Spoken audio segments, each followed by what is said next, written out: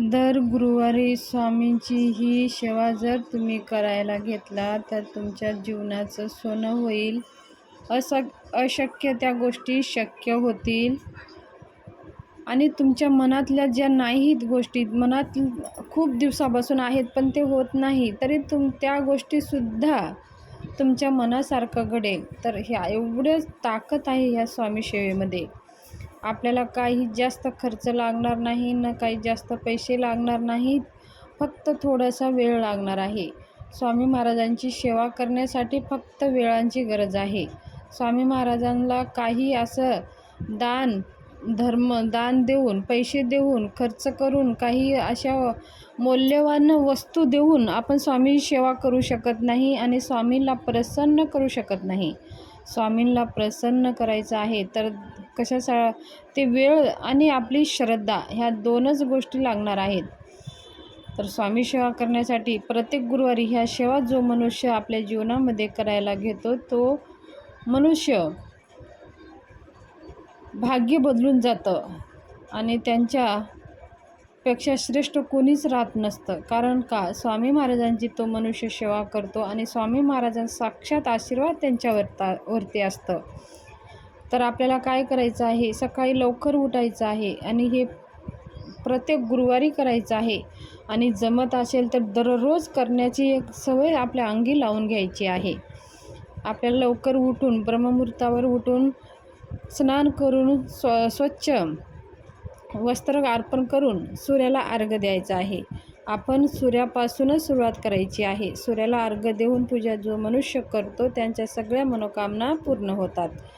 सूर्याला अर्घ्य देऊन मग आपण आपल्या तुळशी मातेची पूजा करून, आपल्या मुख्य दरवाजाची पूजा करून देवपूजा कडे जायचं आहे. आपल्या देवारामध्ये स्वामी महाराजांचं फोटो किंवा मूर्ती असायलाच हवी. फोटो असेल तरी चालेल, मूर्ती असेल तरी पण चालेल, किंवा फोटो मूर्ती दोन्ही असेल तरीही पण चालेल. पण एकापेक्षा जास्त मूर्ती नको, एकापेक्षा जास्त फोटो नको, कोणत्याही देवाचे.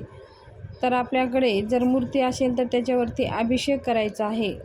जर तुम्हाला येत असेल तर श्री सूक्त, पुरुषसूक्त म्हणून तुम्ही अभिषेक करू शकता. जर येत नसेल तर श्री स्वामी समर्थ, श्री स्वामी समर्थ ह्या मंत्राचा 11 वेळेस जप करून आपण महाराजांच्या मूर्तीवर अभिषेक करायचा आहे. त्याच्यानंतर महाराजांची मूर्ती पुसून घ्यायची आहे, स्वच्छ अत्तर लावायचं आहे. पाटावर स्थापना करून महाराजांना वस्त्र अर्पण करायचं आहे. टोपी, माला ह्या सगळ्या वस्तू अर्पण करून झाल्यानंतर महाराजांना अशी छान फुलं अर्पण करायची आहे, हार अर्पण करायची आहे. त्याचबरोबर महाराजांना नैवेद्य अर्पण करायचा आहे. कशाचा का हा नैवेद्य असू द्या. जर काही नसेल तर दूध साखराचं नैवेद्य का होईना महाराजांना अर्पण करायचं आहे. दूध साखराचं नैवेद्य अर्पण झाल्यानंतर महाराजांची आरती करून घ्यायची आहे.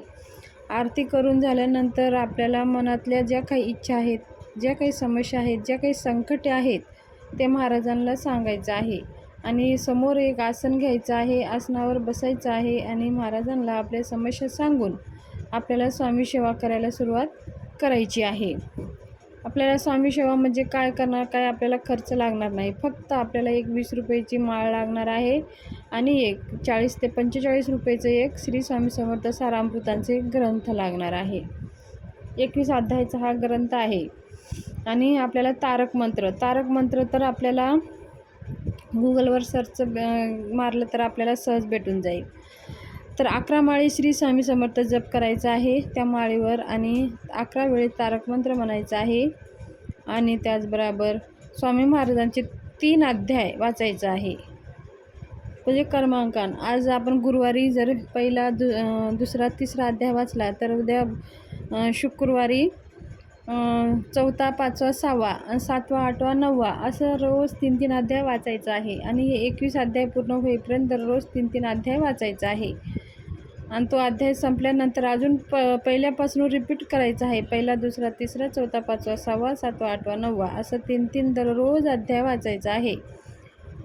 आणि 11 माळी जप श्री स्वामी समर्थ सारामृतांचे 3 अध्याय आणि तारक मंत्राचे 11 वेळा ह्या मंत्र तुम्ही जप करा. तुमच्या जीवनातल्या गोष्टी अशक्य त्या शक्य स्वामीच्या कृपेने होत असतात आणि चमत्कारी असे फायदे आपल्याला बघायला भेटतात. फक्त मनाभावेने श्रद्धा आणि वेळ हेच सांगितलं मी सुरुवातीला सांगितलं. फक्त आपल्याला स्वामीला काय लागणार आहे, तर श्रद्धा लागणार आहे आणि वेळ लागणार आहे. आपण त्यांना काय देऊ शकतो? ते ब्रह्मांड नायक आहेत, ह्या दूरसृष्टीचे चालक मालक पालक आहेत. आपण त्यांना काही देऊ शकत नाही.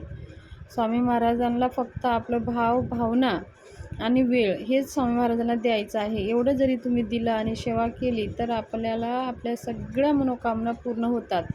कोणत्याही इच्छा अशा अधुरी राहत नाहीत. स्वामी महाराज पूर्ण करतात म्हणजे करतातच. फक्त आपण त्यांना शरण जायचं आहे, बस एवढंच आहे. तर ही दर गुरुवारी करू शकता आणि ही सेवा दररोज केलं तरी अतिउत्तम. तर माहिती शेअर करायची होती. माहिती कशी वाटली?